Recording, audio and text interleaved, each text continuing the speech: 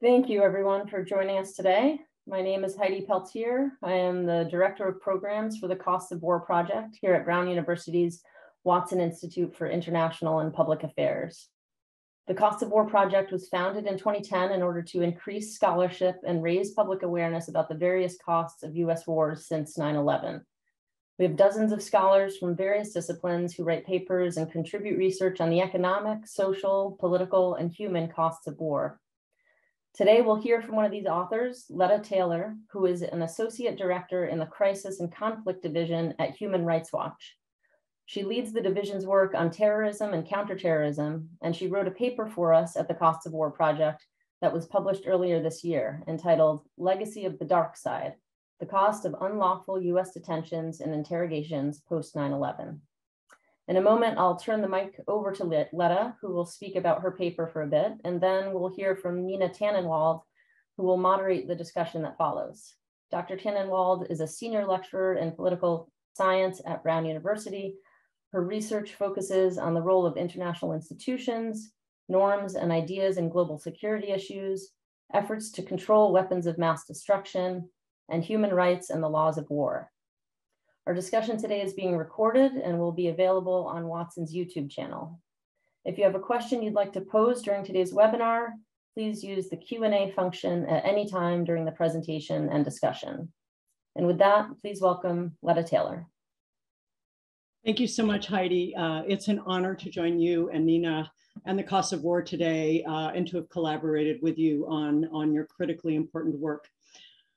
Like Pearl Harbor or the assassination of JFK or the Vietnam War, the 9/11 attacks were a pivotal moment in US and world history. For most of the public, at least in the US, the reason we care so much about 9/11 is, of course, the victims and the spectacular boldness of the attack.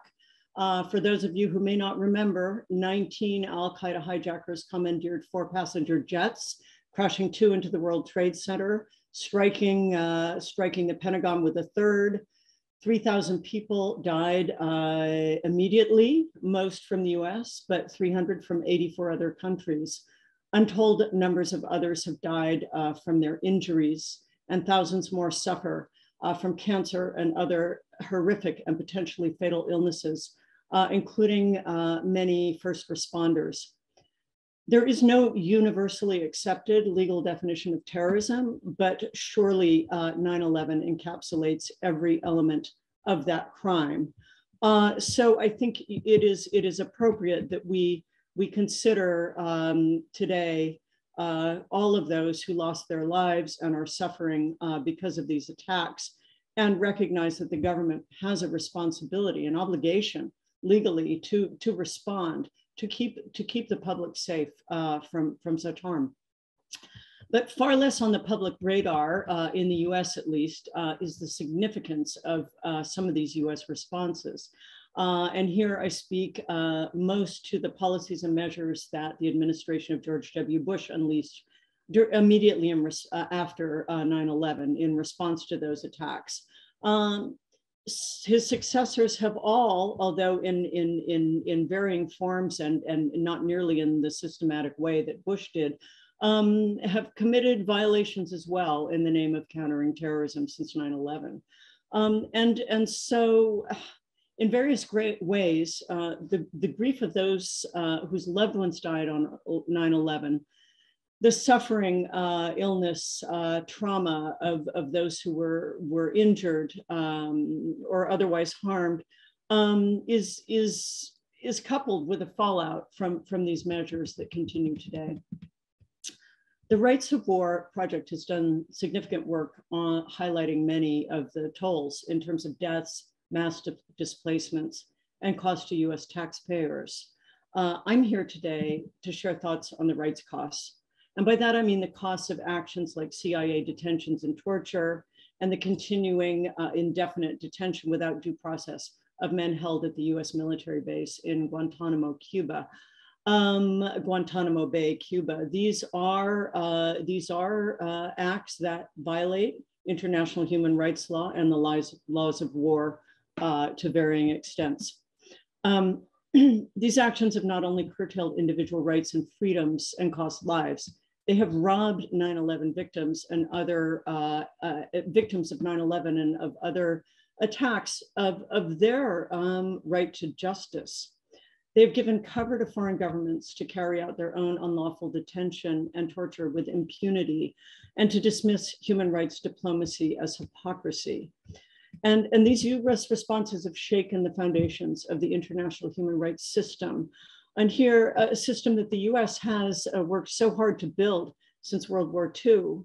Here I'm thinking, for example, of the Geneva Conventions, the Convention Against Torture. These are bedrocks of the international human rights system. And by defying them, the US lowers the bar for all countries and hands a propaganda tool to groups like Al-Qaeda and ISIS. And that also jeopardizes the safety of US citizens abroad. So, to paraphrase David Byrne, who got his professional start in Providence, how did we get here? It all began just days after 9/11. Within a week of the attacks, President Bush declared a, quote, crusade, a war on terrorism against Al-Qaeda and all terrorist groups. He issued a secret memo empowering the CIA to covertly capture and detain individuals considered a terrorist threat. Bush also signed into law the 2001 Authorization for the Use of Military Force. Under this measure, Congress granted and still grants near limitless and indefinite powers to the executive branch to wage war against any, quote, nations, organizations, or persons ostensibly linked to 9/11. But this authorization has since been used as well against groups that didn't even exist at the time of the 9/11 attacks. What has been created by the Authorization for Use of Military Force and other US government policies is a war without temporal or spatial boundaries against any group that the US deems terrorist. A month after 9/11, the US-led coalition invaded Afghanistan to rout Osama bin Laden. As we know, that war lasted 2 decades. Exactly 4 months after 9/11, the US began detaining foreign Muslim males at Guantanamo in extremely abusive conditions. Nearly 800 men and at least 18 boys passed through Guantanamo, where they were held for months or years, in most cases without being charged with any crime. In March 2003, Bush justified the US-led invasion of Iraq, in part as a mission to end Saddam Hussein's support for terrorism. Later, we have the US targeted drone strikes against alleged terrorism targets in countries like Yemen, Somalia, and Pakistan, and the US-led war against ISIS in Iraq and northern Syria. I'm going to unpack a little of what happened during some of these programs.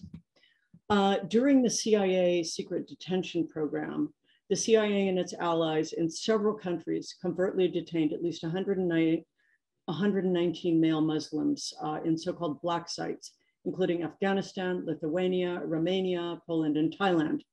This was a clear step to keep them outside the reach of US and international law. The CIA also secretly held prisoners inside US military prisons, including Guantanamo. Most of these men, and in some cases boys, were picked up on battlefields in Afghanistan or neighboring Pakistan. Some were also captured or abducted elsewhere, including in Europe. Even in one case, an imam was snatched off the streets of Milan.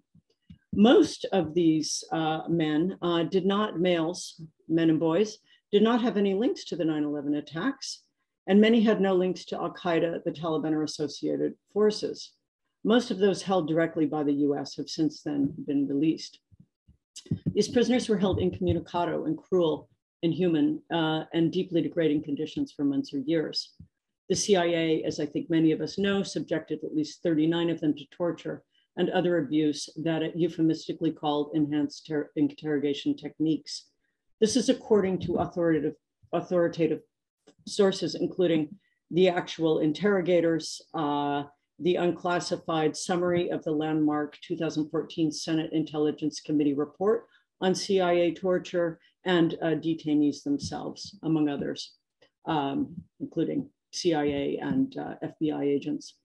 The CIA techniques included forcing the detained men to maintain painful stress positions for hours. They included waterboarding, which is near drowning, denying them sleep for days, walling, which is slamming a detainee's head into a wall, and sensory deprivation. Other violations include sexual assaults, including rectal feeding, which is forcing pureed food into a detainee's anus, forced nudity, and threats of rape and other violence against them and their family members. Some of the black sites that the CIA operated, in addition to the ones at Guantanamo and in foreign countries, included areas of Bagram Air Force Base in Afghanistan and Abu Ghraib in Iraq.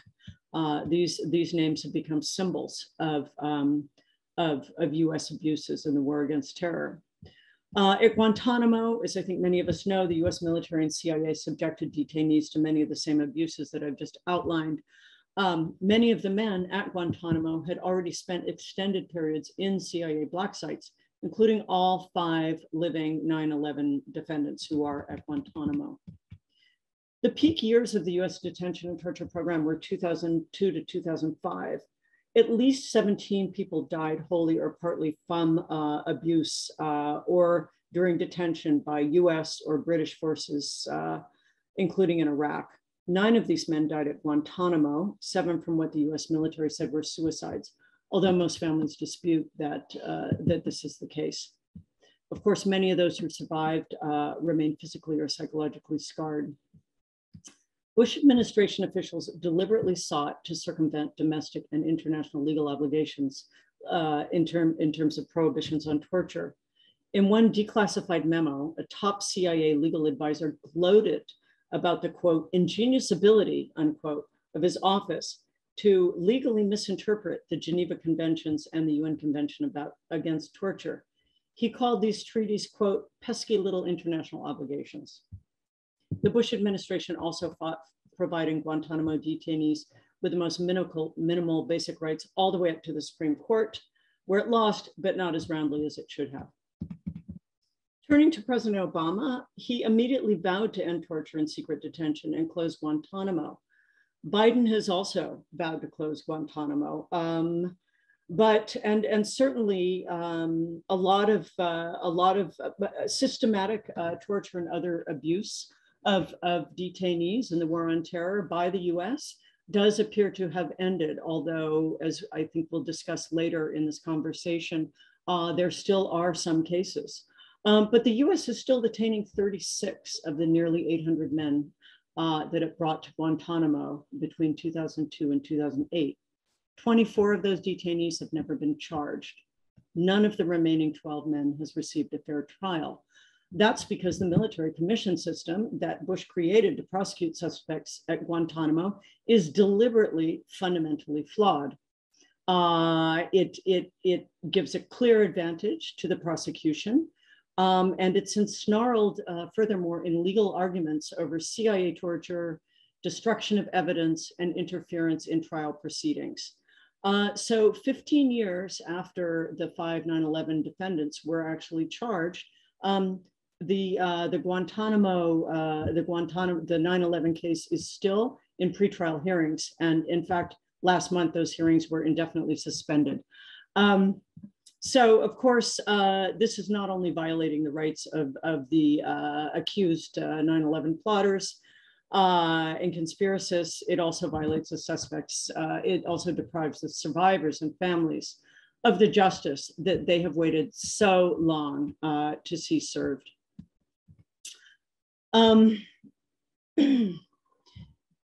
Turning to Obama and Trump, I think I have several examples of the way that Obama and Trump have transferred terrorism suspects to Iraq and many of the other concerns regarding treatment, continuing violations. But I think in the interest of time, so that we can get to a little Q&A, I think we'll sprinkle those into the responses. I just like to note that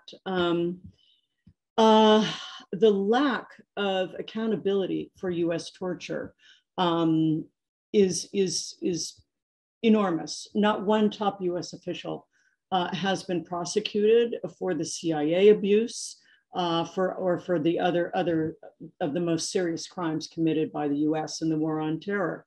And of course, what that does is it gives a green light to other countries to push back if the US decries their actions when they commit serious abuses. Even today, when the US or its allies or the UN Human Rights Council decry abuses abroad, the response from leaders in countries such as Russia, China, Egypt, and Cuba is, and what about Guantanamo? So I think that, you know, and another concern that we really have about this is the failure of all three presidents after Bush, Obama, Trump, and Biden, to release the landmark Senate torture report to give a full account of the CIA's secret operations.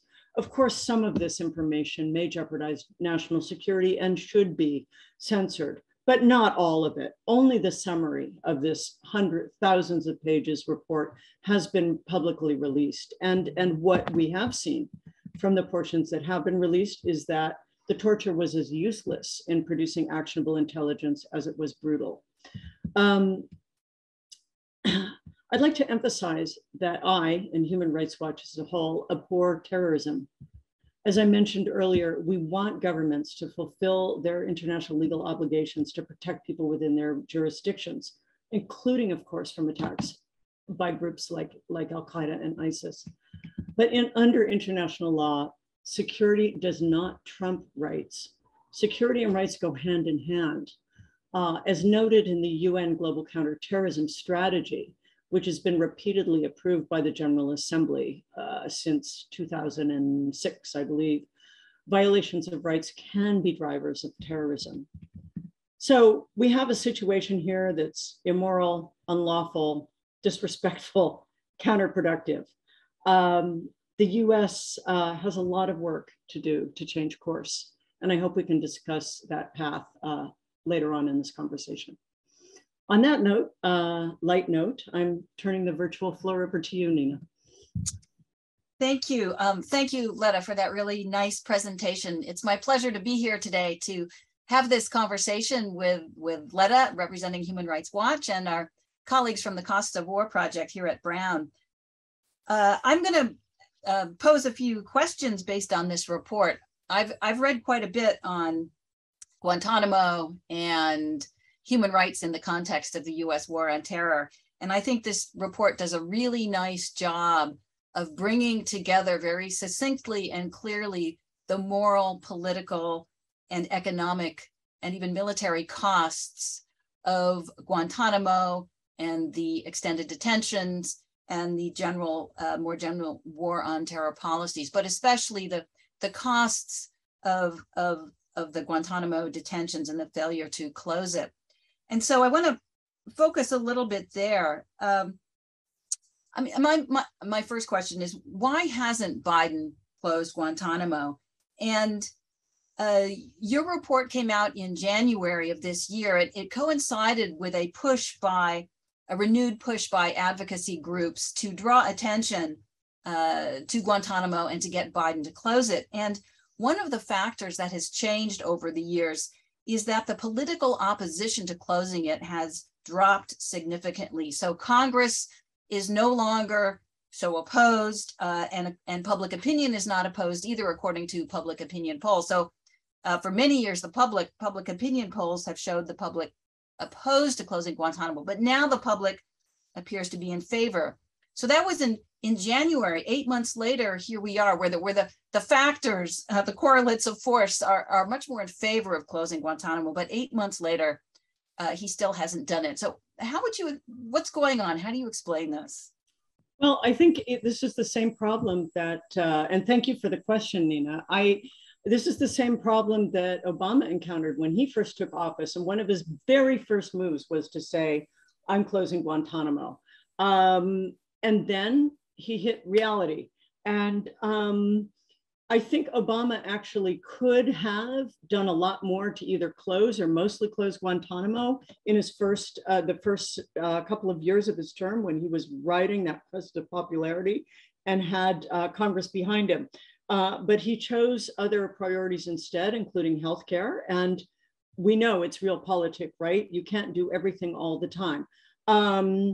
Biden, and then he lost the momentum and he lost the majority, and his hands were essentially tied. Under Biden, yes, pressure is building in Congress, but we still don't have the majority needed to unblock funding to, for example, transfer detainees for trials to the US mainland. The Congress has even blocked funding to send seriously ill detainees who've never been charged with a crime, let's remember, in many cases, to the US mainland for potentially life-saving medical treatment. So Congress is holding the keys to the prison door. That's number one. But I think also, so that is number one, but I do think that Biden has been trying.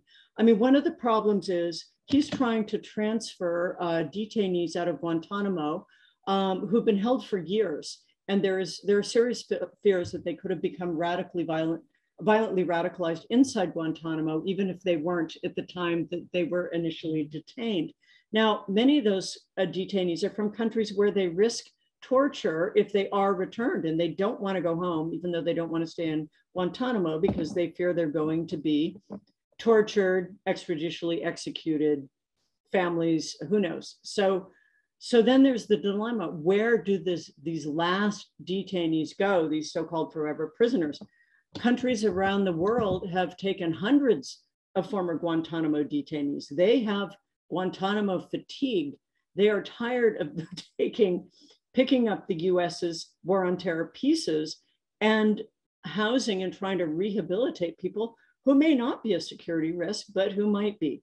So that's a big problem.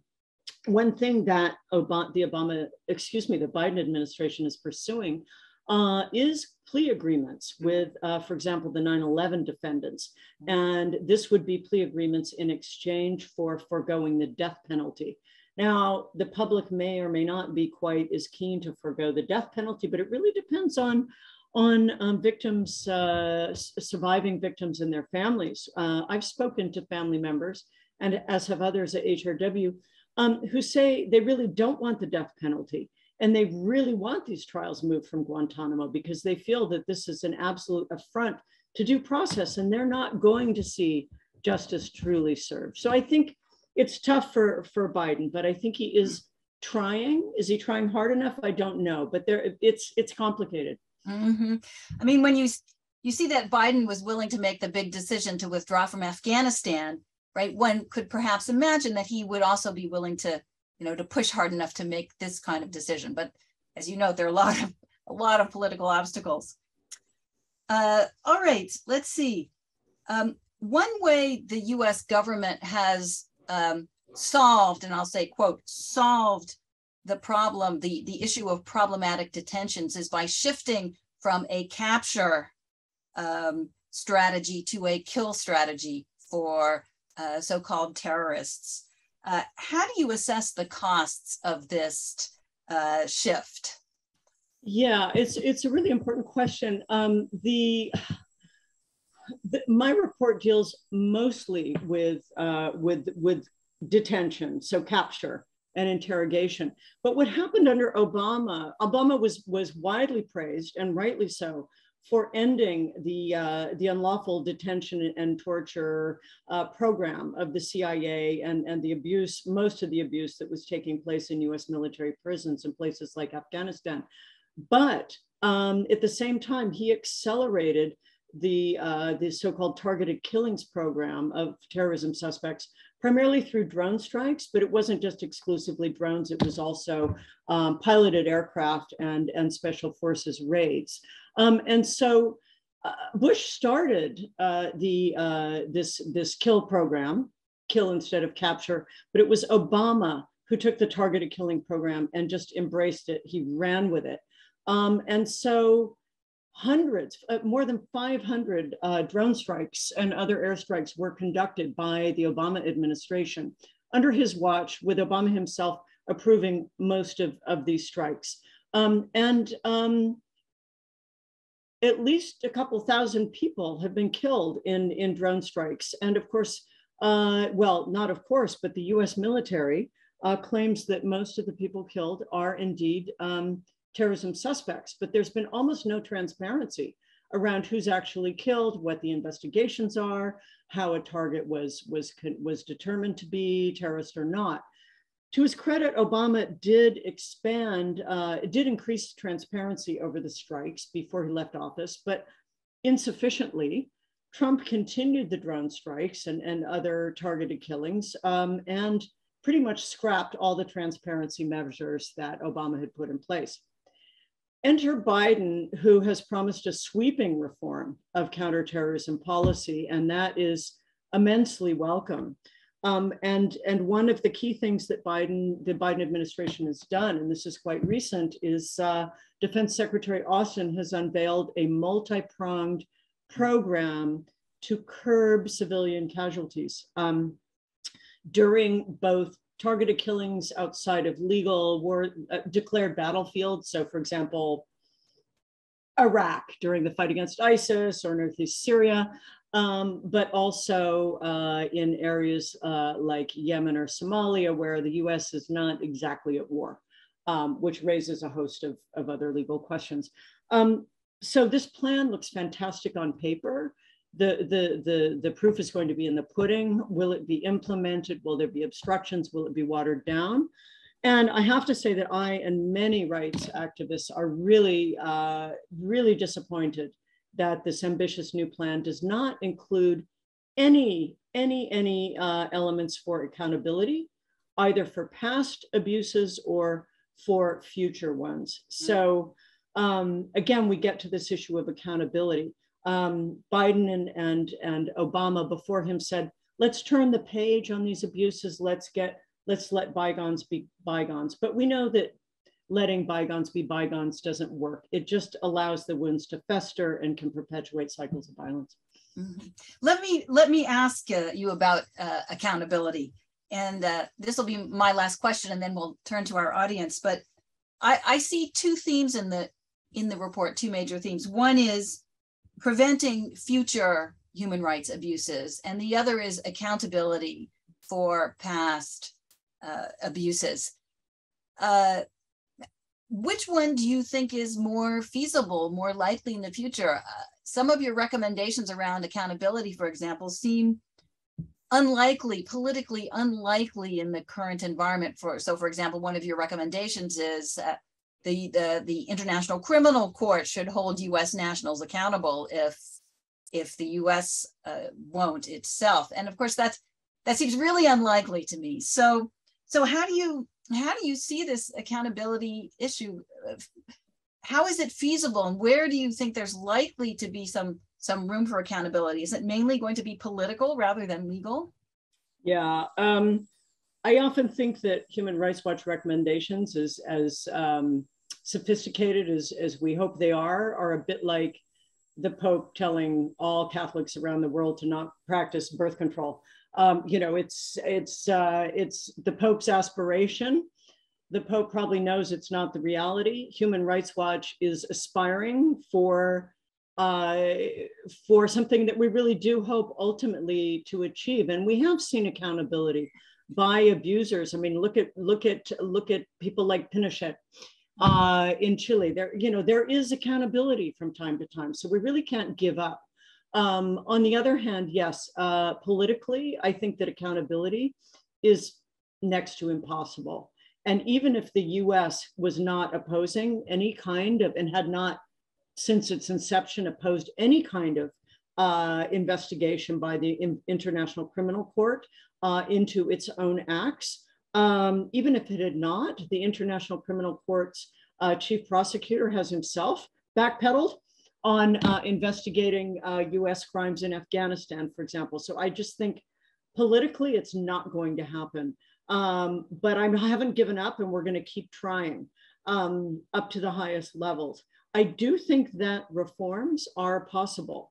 I do think that these reforms are going, unfortunately, to ebb and flow depending on the president, depending on the administration, depending on the advisors. So, and depending on what form of response to terrorism is taking place. So Obama was great on ending torture, but he accelerated the targeted killings program with no transparency. So what's important, I think, now, while calling for accountability, is to really focus on ways to look closely at what goes wrong and why, and lessons learned, and apply those lessons learned moving forward.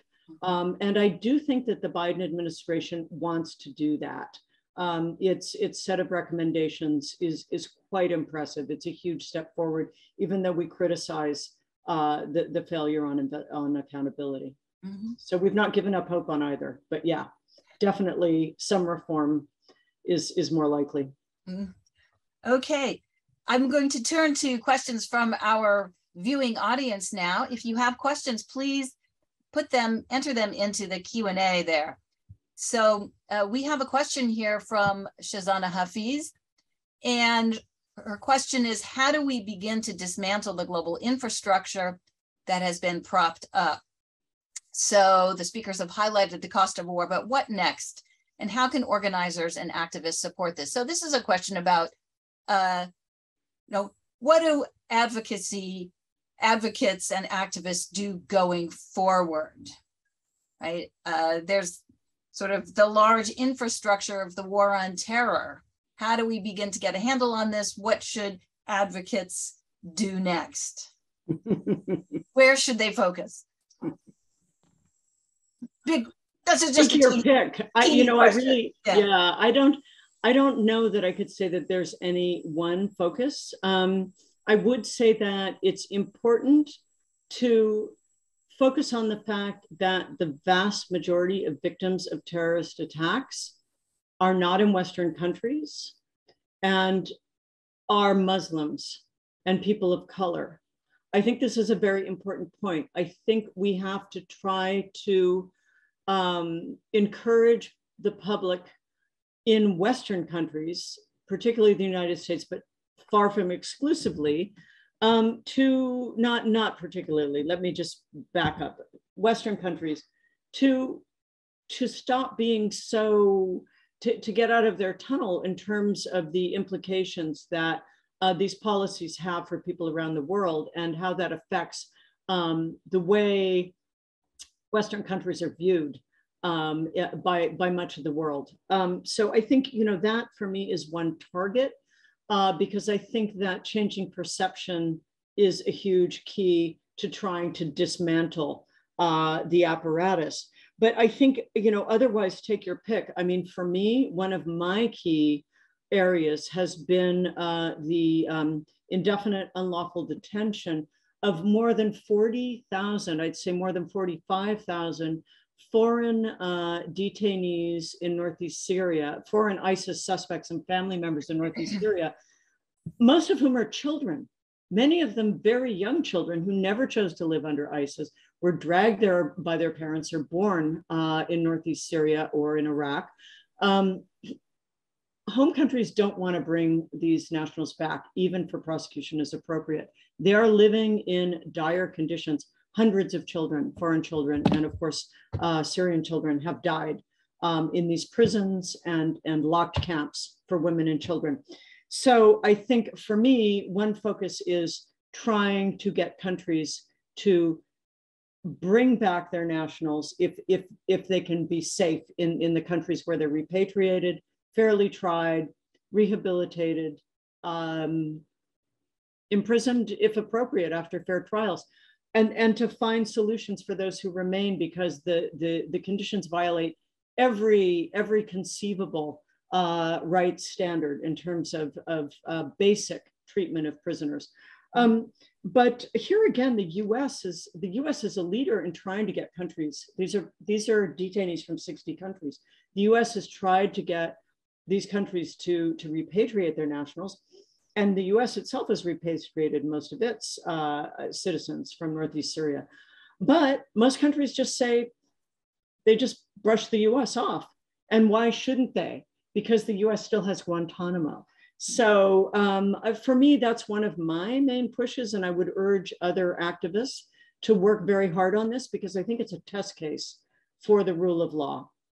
60 countries creating a third-tier system of rights for ISIS suspects and their children. The child is no longer a child. The child's rights are completely ignored in this situation. Instead, the child is a mere instrument, which is exactly what terrorists do. The child is simply seen as a threat, rightly or wrongly. So I think that's really important. I think there's also a lot of terrific initiatives in the US Congress right now to try to strengthen the Biden administration's civilian protections against civilian casualties during military operations and targeted killings outside declared war zones. And I think there again, those are initiatives that are really worth supporting with petitions, with calls to lawmakers.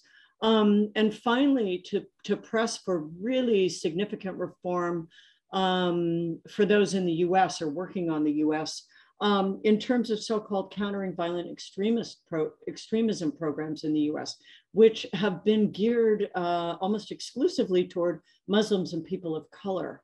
And there's a lot of stereotyping going on in these programs and efforts to turn teachers and others who are working at the grassroots level in predominantly Muslim communities to turn them into informers. So I think it's really important that we press the US to reform these policies. And I think there's traction within the Biden administration. I think that people are receptive to trying to make that work better and to look also at the extreme right, not just so-called jihadi terrorists. I mean, do you feel that for those of us here in the United States that, for example, lobbying members of Congress on the Guantanamo, on closing Guantanamo, if that is would be useful? I mean, what's your sense of how much members of Congress pay attention to the Guantanamo issue at all? Or is there is there an argument for lobbying on that issue with one's member of Congress? I do think there is, partly because public opinion has turned, and partly because we've seen the momentum building in Congress. So those who join the bandwagon are not seen as outliers anymore. At least we'll see what happens in the midterms. But so Senator Durbin, for example, held one of the first, or perhaps the first ever hearing on Guantanamo some months ago. This would have been in late 2021 or early 2022. And the condemnations of the Biden administration were really pretty harsh. So I think that a number of members of Congress are losing patience with this. And one reason is that Guantanamo is the most expensive prison in the world. Even if members of Congress don't care about saving tax dollars for other districts, they probably want to save tax dollars for their own, right? So I think for dollars alone and for the symbolism, the fact that groups like Al-Qaeda and ISIS use Guantanamo as a symbol of the so-called US crusade against Muslims, it's worthwhile. When in over several years, ISIS, when it was holding territory in Iraq and Syria and also in Libya, when it staged video executions that it videotaped, it would dress its hostages in orange jumpsuits, precisely the jumpsuits that detainees were made to wear at Guantanamo when they first entered. And this was not coincidence. This was meant to say, we're going to do to these so-called infidels what you've done to us. And so I think strategically, it ought to make sense for US lawmakers to take that into consideration, as well as the dollar signs. Great. Let me go to another question from the audience, from Linda Machawi. And she asks, what kind of studies or follow-up has there been on Guantanamo detainees who have been released? That is, what do we know about how well they are able to be integrated into society, and what happens to them? Some Guantanamo detainees have been so-called either recidivists or have joined groups. Maybe they weren't part of terrorist groups to begin with, but some did join. So there is recidivism. We shouldn't pretend that's not happening. It absolutely is, although most studies find that the rates of recidivism are less than rates for violent criminals in, for example, the US justice system.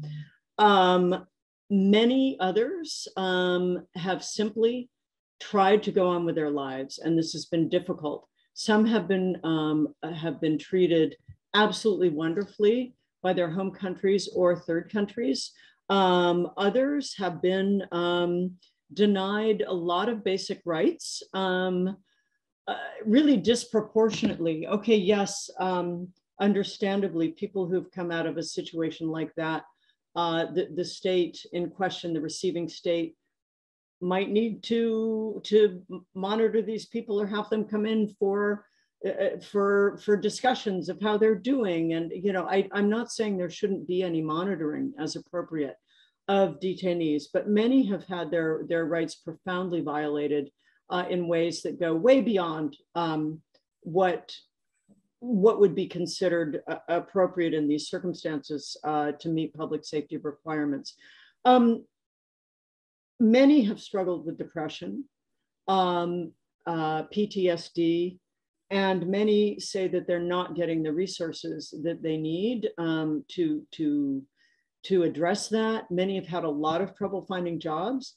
And this is also people who've gone back to their home countries. I did a study at one point of Yemenis who'd been returned to from Guantanamo home. This was some years ago. They were detained, some were tortured, and then they were pretty much just let loose with almost no safety network, really no safety network. I mean, they were sent back to their families or their communities, but they couldn't get jobs. Without a job, they couldn't get money for a dowry, which is something the man provides in traditional Yemeni culture. So they couldn't find a bride, which again, in this culture is a really big deal. And so I think it's really important as a counterterrorism measure to look at what happens to people when they leave Guantanamo. Are communities prepared to receive people who've been away all these years? Are family members prepared? What is the safety net going to be? Because without that safety net, returnees or people transferred to a third country could be more susceptible to the terrorist siren call. Mm-hmm. People, if you have questions, who has questions, please put them into the Q&A box there. I have plenty more questions I will ask, but you don't necessarily want me filling up the time here, but I will happily. All right, so what do you think is most likely to happen to the to the 12 guys? I think it's the perpetrators of 9/11. So they're really the worst of the worst. Khalid Sheikh Mohammed and Abu Zubaydah and Al-Libi and so on. These guys who can no longer be tried really because their trials are so tainted by torture evidence. And so these are the guys who are in Guantanamo who are like in limbo permanently, right? You noted a lot of people have been transferred out. A lot of people have been returned home and found third countries and so on. And there are the remaining guys who are just there in limbo. I mean, you talked about maybe a plea bargain, that instead of pursuing a trial for the death penalty, that there would be a plea bargain somehow. And because we can't pursue death penalty cases because of all the tainted evidence. So what do you think is, what's your prediction about what will happen? Do you think these guys are just basically, this is the, we see these as the casualties of the huge mistakes, the enormous series of mistakes that the US made in the war on terror in terms of legal procedure and detentions and torture and all the stuff. It's just a bunch of mistakes. And we now have these guys in limbo because of it. Even though they're bad guys, right? They're just going to live out their lives on Guantanamo or somewhere. Do you think there this is just, people are going to say, this is just a huge mistake. We can't solve this problem. This is just, they're in this gray area forever. These, what's it called? Sort of war crimes detention or something, right? Yeah. Well, I think that the whole idea of indefinite detention for so long as a war persists is becoming less palatable, particularly since Biden pulled out of Afghanistan and declared an end to the so-called forever wars. And this is one of the euphemistic names for the war on terror. But Biden really hasn't pulled out of counterterrorism wars. He's just doing more targeted attacks, including in Somalia, for example. So I do think that the situation is untenable. Does that mean, morally and legally, does that mean that governments aren't going to keep kicking this can down the road? It's likely that they're going to try, right? And that's where activists' work is so important, and the work of academics as well. But to get to your notion of the worst or the bad guys, let's remember that only a handful, only 2 people have actually been convicted who are still at Guantanamo, and both in blatantly unfair trials. I mean, one pleaded guilty, but the procedures were deeply flawed, fundamentally flawed. So what we have is 36 men, none of whom has been fairly tried, a majority of whom have not been charged even. And so maybe they're the worst of the worst, and maybe they're not, because there's never been a fair trial to decide one way or the other. But regardless of whether they are or aren't the worst of the worst, what's going to happen to them? I'm cautiously optimistic for plea bargains, and I think that could be a way out of this, as you said, this this, to try to solve this casualty of the, these men are casualties of the enormous mistakes of the U.S. But there's also been some discussion that really concerns me to perhaps transfer some of the remaining detainees to Saudi Arabia, which has a 5-star so-called rehabilitation center, which I just consider Guantanamo with window dressing, and it's very nice window dressing. There's a swimming pool, there's a gym, but this is still either indefinite detention without charge or pretty much forcible, let's say, coercing detainees to plead guilty to something minor or to voluntarily agree to detention or so-called rehabilitation. Now, rehabilitation behind locked doors is not permissible under law, absent a sentence. You can't just lock somebody up and rehabilitate them if you haven't found them guilty of anything. So transferring detainees to Saudi Arabia, let's not forget Saudi Arabia's rights record, including what happened to Jamal Khashoggi, the journalist who was chopped up in pieces in the U.S. consulate the Saudi consulate in Turkey. We have serious concerns about sending men to Saudi Arabia. We feel they could just be re-victimized all over again.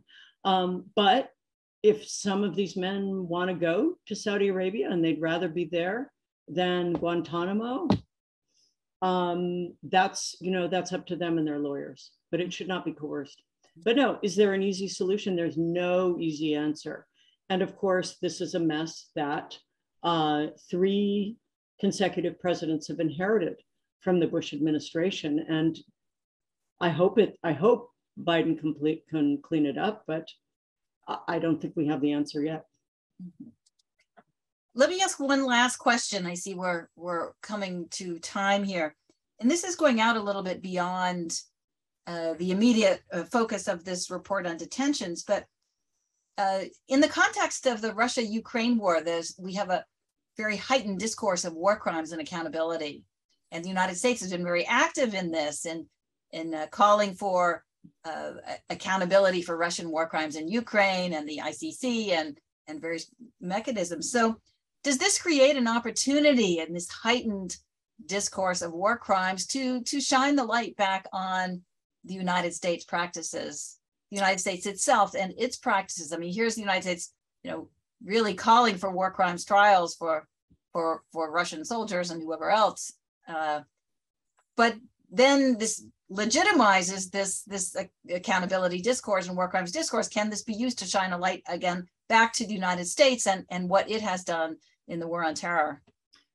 Absolutely. I think this is a great opportunity to make that point and to underscore the hypocrisy and to call on the Biden administration to do for the US what he's calling on the international community to do regarding Russia's atrocities in Ukraine. And this isn't the only example, but it's the most recent and compelling, obviously. I mean, the US is calling out China for the mass internment and other crimes against humanity of Uyghur Muslims in Xinjiang. And, and of course the Chinese authorities just say, oh yeah, and Guantanamo?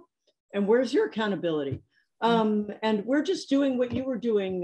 We're just doing what you were doing in Guantanamo. We're keeping the world safe from these millions of Uyghur terrorists. So yeah, it's absolutely a time. And I hope that anyone listening who's trying to change public opinion and trying to change US policy on Guantanamo will mention Russia and Ukraine in this context, because what's good for Russia ought to be good for the US.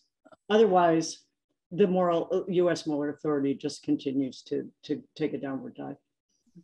Well, thank you so much, Letta, for a really interesting discussion and a really terrific report. And I really recommend to the audience, if you haven't read this report, that it's a really nice summary of all these issues that she's been talking about, really clearly presented, very accessible, and I think really, really useful. So read it and then take it to your member of Congress if you're an American. Let me turn this back over to Heidi for some final words. Thank you, everyone, for attending today's webinar. And I'd especially like to thank Letta Tayler for her presentation, as well as for the research she's done for the Costs of War project.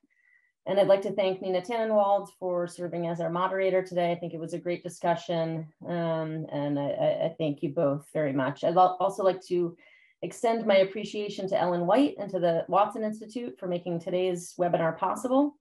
I've just posted links in the chat to Letta's paper, as well as to the Costs of War website, where you can find various papers and infographics, as well as teaching resources related to the Costs of War. So again, thank you to all and have a good day.